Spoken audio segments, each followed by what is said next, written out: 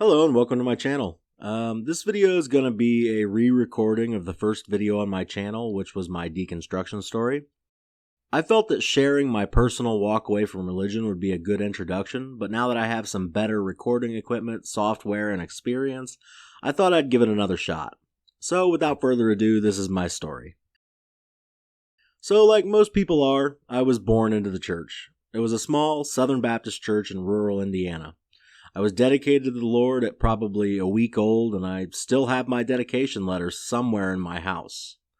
I grew up in that church, I loved that church, and a lot of my earliest memories are of that church. I can remember sitting up on the pulpit and listening to the pastor preach his children's sermons, and staring at the stained glass windows and thinking this must be what heaven is like. But I was never really given a choice but to believe. I was never given the tools to question the religion. I was just expected to believe, and that's what I did. Honestly, I was thoroughly indoctrinated into the religion. So, at around 5 or 6, I accepted Jesus into my heart. I remember that wasn't that big of a deal to me because I had always had Jesus in my heart. But it was just something that everyone did, and it wasn't really that big of a deal. So somewhere around that time, however, around the time I was maybe 6 or 7, my home life started to fall apart. My dad and his probable drug use and definite alcohol abuse started to spiral out of control, and it led to a really crappy home life, and some very traumatic incidents in my childhood. But eventually, he was arrested and taken to court-ordered AA, and that's where he became a hot-for-Jesus Christian. Like a really hot-for-Jesus Christian. He had always been religious, but in going to AA, he really rediscovered Jesus. Every single thing he did had some sort of religious undertone.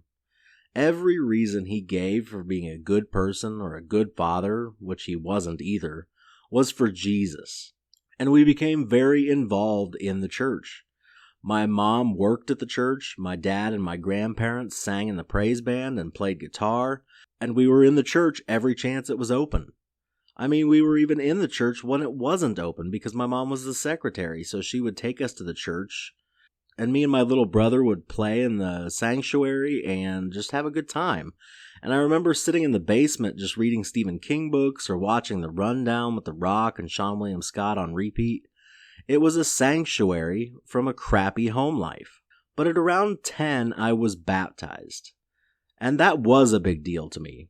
It was a full immersion ceremony. We were Baptists, so we got up in front of the congregation, said our little spiel, and the pastor dunked me, and when I came out of the water, I felt like I was washed in the blood of the Lamb. Like, I felt like, finally, now, I'm guaranteed a spot in heaven. I know now that I will get to go to heaven and spend eternity with God and Jesus and everyone that I love. So from then on, after my baptism, I took my Bible to school. I tried proselytizing to my peers. I donated my allowance to the VBSs, and I even went to and helped set up those VBSs. And like I already said, my mom worked for the church, and my dad and grandparents sang in the praise band. So church was really my refuge until the time I was around 13 when my parents divorced.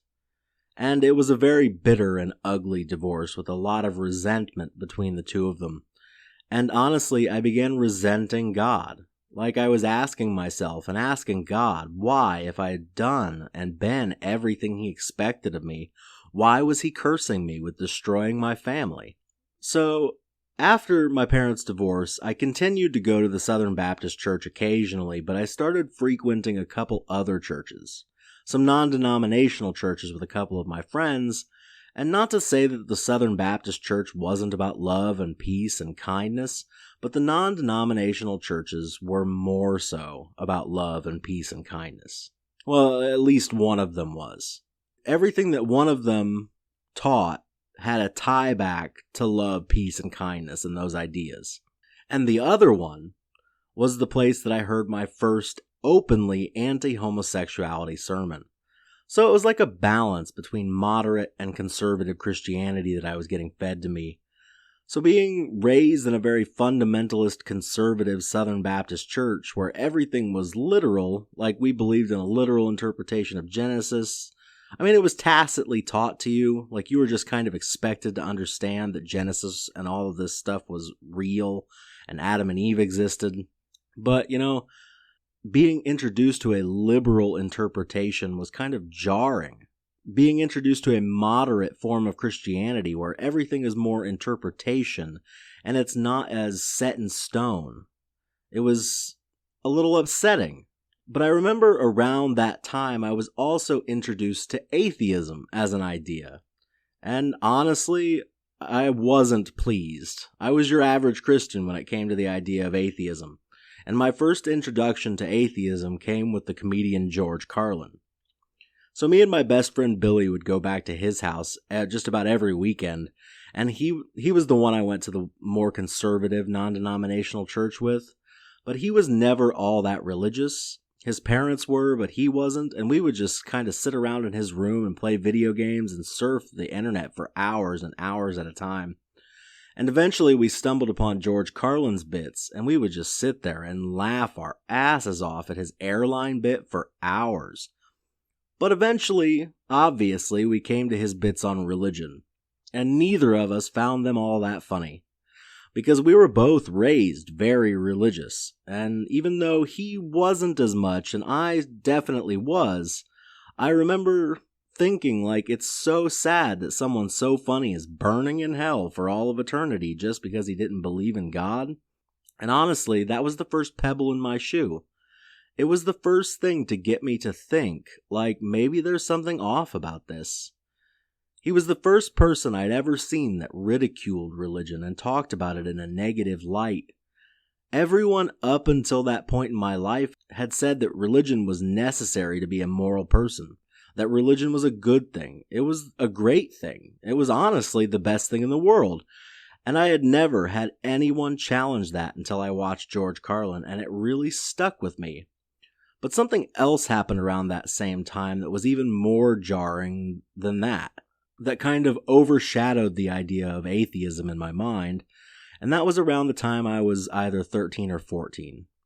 So like most people do, I discovered my sexuality, and I discovered that I was bisexual. I remember sitting in the computer lab of my middle school and finding a torn up book that had a skinny dipping scene between two boys, and I remember sitting there thinking about them kissing, and it excited me in a way that I'd never really felt before, and I knew that I was going to burn in hell for those thoughts. Like, knew it.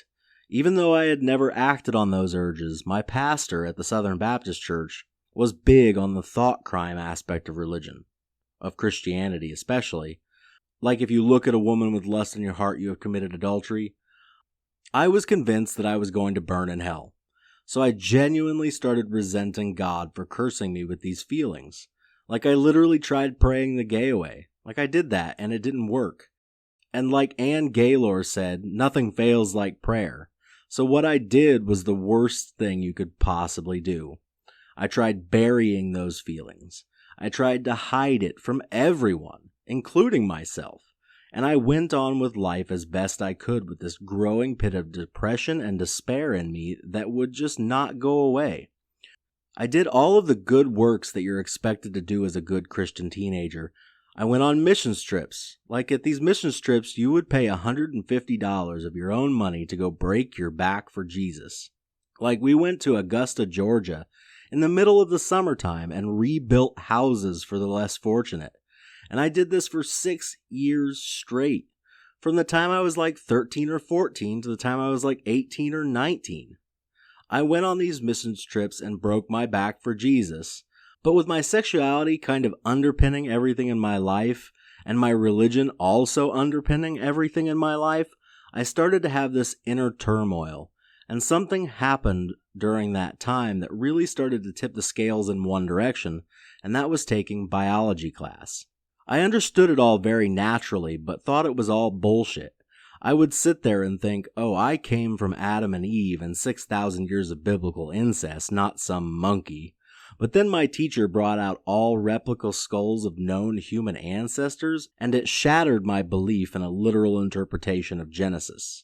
Like, evolution is easy to deny from a textbook explanation of it, but when you're actually holding the skull of an Australopithecus afarensis, it's really hard not to notice how human-like it is, but distinctively not human as well. But this didn't immediately destroy my faith. I, like any rational person, molded my beliefs to the evidence. So not long after my biology class, my mom got remarried to a guy, and he wasn't very religious. Like, I remember thinking that if he's not very religious, or not religious at all, why does he seem to be so cool? Why does he have such a good life? Why is he an awesome and decent guy? That's at least what I thought of him at the time. Turned out to be not true. But I remember that it was at his house, where we were living at the time, that was the first time that atheism occurred to me on its own as an idea, like not prompted by George Carlin videos or anything like that. Like, if you've ever seen Julius Sweeney's Letting Go of God, which I hadn't at the time, so I hope I'm not stealing this subconsciously, but I remember it starting like a small voice in the back of my mind that grew louder and louder and louder until it was a roaring voice in the forefront of my mind, and it was just asking one single question: what if there is no God? And it kept repeating and repeating until I started having the thought, like, what if I'm committing the unforgivable sin of blaspheming the Holy Spirit by just having this thought? So I shut that voice down. I was like, nope, there is a God. I believe everything I was taught, and that's pretty much where that voice stayed for another 6 or 7 years. And eventually my mom, my stepdad, my little brother, and I moved from the small town I was raised in to a larger town in northern Indiana. And, I'd lived in that small town my entire life, and I went to kindergarten through 11th grade in a very small town of less than 1,000 people, in a school with the same 49 kids. And I went and moved to this town of, I think, like 250,000 people. And the school I went to, my graduating class was 500 or maybe even more. I don't remember. But, eventually I stopped going to church. And I felt lukewarm or backslidden or whatever Christianese words you want to use. But after about a year of living there, I graduated high school. And like any confused teenager who didn't know what they wanted to do with their life, I joined the Marine Corps. And in reality, I didn't do it out of any patriotism or love for my country or anything like that. I really just wanted to get away from my family and my community. And like half of Marine recruits do, I went to MCRD San Diego on the West Coast. And during boot camp, like a lot of recruits do, I had a bit of a spiritual reawakening, because really all there is to do is read your Bible and go to church on your free time. I started reading my Bible all the time, and I started reading the New Testament, primarily because they gave out pocket-sized New Testament Bibles, and the Old Testament's a little bit too big and clunky to carry around with you. But yeah, with the resurgence of my faith came a resurgence of the self-loathing and self-hatred of having unclean thoughts. And along with those unclean thoughts, I actually developed quite the crush on one of the guys in my platoon, and it caused me a lot more inner turmoil and self-hatred than I had ever felt before. I remember laying in my rack at night after lights and just thinking to myself, fighting with myself over these thoughts and knowing that they were just never going to go away. But, in going to the Marine Corps, I was essentially replacing one indoctrination with another.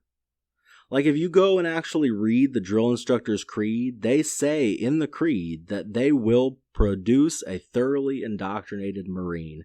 And that's what they did. They indoctrinated me into Marine Corps culture, and that's what they do with everyone. And it became the central point of my life for 4 years. It replaced my Christian indoctrination as the most important part of my life. So after boot camp, I went to MCT and then MOS school and kind of continued to fall away from my faith and not give it as much thought as I had before. My boot camp revival didn't last long. It kind of faded out very quickly. I had had all that inner turmoil, and I just kind of said, fuck all of this. I'm not dealing with it anymore. I've got more important things to worry about. So eventually I got stationed on the East Coast boot camp, Parris Island, South Carolina, for my permanent duty station. And that's where I really started to fall away from the faith. What caused that was the fact that I was finally free from anyone and everything telling me exactly what I had to do with my life. Except for the Marine Corps telling me exactly what I had to do with my life. But they mainly stay out of your personal life as long as you aren't doing anything illegal. So I started drinking, underage, and partying. I never went to church and just gave less thought to my religion. It honestly just kind of slipped my mind. That was until about a year or two into my enlistment. I got married and my wife, who was my high school sweetheart, already had a son from before we got together. Yeah, she got pregnant in high school. It's cliche, I know, but I'm really glad she did. I love my son so much. He is an amazing little shithead. He is the light of my life. But when I finally had a son, I wanted to start picking the faith back up so I could teach him exactly what I wanted to teach him. Like, I wanted to know what I should teach my son and what was the right way to raise him up. So I started researching my religion. And I did the worst thing that you can possibly do as a Christian who is questioning. I picked up my Bible, opened to the first page of Genesis, and started reading with the thought of actually trying to understand what it said. And I made it through the first 5 or 6 books, and honestly, I was just thoroughly disgusted. I was like, what the fuck is this? I was never taught any of this. It's just genocide after genocide, and then a little aside about how God condones slavery, and then God committing genocide. And I was just blown away that I'd never heard any of this before. And so I put the book down and I was like, okay, I'm going to start watching some YouTube videos. And I eventually started watching debates and lectures on Christianity to try to make some sense of this. But I mean, it didn't take me long to find my first Richard Dawkins video. And this is somewhere around 2012, 2013. This was kind of around the peak of internet atheism. So it didn't take me long to find this Richard Dawkins video. It was called something like Richard Dawkins Explodes at Bullshit in the Bible. And after that, it definitely didn't take me long before I was watching Christopher Hitchens debates and Sam Harris and Daniel Dennett. And then I started reading books by these people, and I was just thinking, holy shit, these people are making so much more sense than anyone has ever made about religion in my entire life. So I was like, okay, maybe, just maybe, these people are right. Maybe there's not a God. Maybe it's all made up. And after looking into it for thousands and thousands, even maybe tens of thousands of hours, I came to the conclusion that I did not believe in God anymore, and that I was an agnostic atheist. And I mean, honestly, it wasn't easy for me to let go of my indoctrination. It was hard at first. I loved my religion. I lived my religion. I believed my religion to my core. And even though I had started to fall away from the faith, I still believed everything. It just destroyed my idea of what it meant to be Christian, and then destroyed my idea of God and all of this. And I kept it mostly to myself in the beginning, but then I started to be more open about it and asking people direct questions. And I got a lot of pushback, but not as much as you would expect in the Marine Corps. Like, I was by the end of my 4 years an open agnostic atheist. Like, I changed my designation from Baptist to atheist in the Marine Corps system. And, I never really got all that much pushback about it, but I did get some from some ultra-conservative religious people who joined the military out of some religious Christian nationalist patriotism. But other than that, like, most people were fine with it. And eventually I got out of the Marine Corps after 4 years. And I moved back to the city in northern Indiana where my wife and I were from, Fort Wayne, Indiana. And I took, a 6-month hiatus from everything. I stopped working out. I stopped everything and just devoted like 6 months to studying religion and Christianity. And I took a deep dive down the atheist rabbit hole. I was constantly reading, writing, or researching something to do with religion. I was watching Matt Dillahunty and the Atheist Experience, Dan Barker, Dark Matter 2525, Genetically Modified Skeptic, Cosmic Skeptic, Rationality Rules, Anthony Magnabosco. I was just watching it all constantly. And it didn't go very well for me. I became very depressed. I had just left the only really available community that I had ever known. I lost all sense of identity and belonging and fell away from everyone and everything that I ever known. So I became very, very depressed and eventually had to be checked into a mental health facility for suicidal thoughts and ideations. But, eventually I got on medications, left the facility, and, decided that I wanted to major in history. I wanted to go to college and use my GI Bill to major in history, to study religion. And that's what I did for like 3 years. And, I was very happy and occasionally depressed when studying the Holocaust or stuff like that. And then, I ended up dropping out of college because I wasn't sure what I was going to do with a history degree other than teach, and I figured I didn't want to do that. And, a year later, I ended up coming out as bisexual to my wife on our 4th anniversary, and she could not have been a more accepting, loving, kind, caring, and compassionate person. Like, I remember where I was standing and exactly how I said it. Like, she walked in from getting off work on our 4th anniversary, and I grabbed her hands, and she could tell something wasn't quite right because I never act like that. And I just kind of blurted out, like, I'm attracted to guys. And she looked at me and she only really had one question.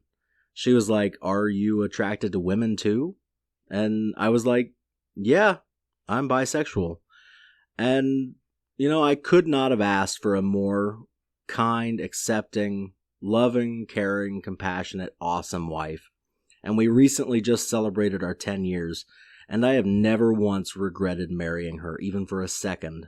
So eventually I ended up coming out as bisexual and as an atheist on Facebook. And honestly, I got a lot more pushback from my family and friends about being an atheist than I did about being bisexual. Like, I knew that I would get pushback, but I thought it would be about my sexuality. I thought everyone would be disgusted and hateful. But they weren't. It was about being an atheist, that I didn't believe their nonsense. That's what they were pissed about. So eventually, I got depressed again, had another breakdown, went to the mental health facility again, got on medications again, got better again, and eventually got a new job. And then, about 3 years ago, I started a local humanist group here in Fort Wayne, Indiana, called the Humanist Fellowship Assembly. And, we're a relatively small group. There's about 7 or 8 of us that meet on a weekly basis to discuss a book that we're reading, or chat about our week or religion, and just kind of rebuild that community that we all lost when we left Christianity, because we're all ex-Christians. And, we wanted that community back, and I wanted to give that to the non-religious community here in Fort Wayne. And that was about 3 years ago in 2021. But about a year into the group, I decided that I wanted to turn it into a nonprofit. So I took to Facebook about a year ago and started raising money. And we ended up raising about $1,000 to become a nonprofit. And I'm proud to say that as of, I think it's December 18th, 2023, the Humanist Fellowship Assembly is a federally recognized 501c3 nonprofit organization here in Fort Wayne, Indiana. And that's pretty much where I'm at now. I mean, my wife and I have moved out of Fort Wayne, about 30 minutes west to a small city. And, we live on about 1.5 acres with our 2 kids, our 2 cats, our 2 dogs, and my brother. And I honestly can't say that I've ever been happier in my life. I've left religion. I've gone through a lot. And I've gone through a lot of ups, a lot of downs. And, I can say honestly that I don't miss it in the slightest. I don't need it. I don't want it. And I want to do my part to help people out of it. So yeah, that's pretty much where I'm at right now. And I just wanted to say thank you so much if you made it to the end of this video. It means a lot to me that you would invest about 30 minutes of your time to listen to my story. And, it means so much to me to be able to share this story, because I never thought I would be here. Like, I never expected to have this much self-confidence to share my story. So thank you for listening. Thank you for sticking around. And, have a wonderful day, a wonderful week, and a wonderful whatever it is wherever you're at.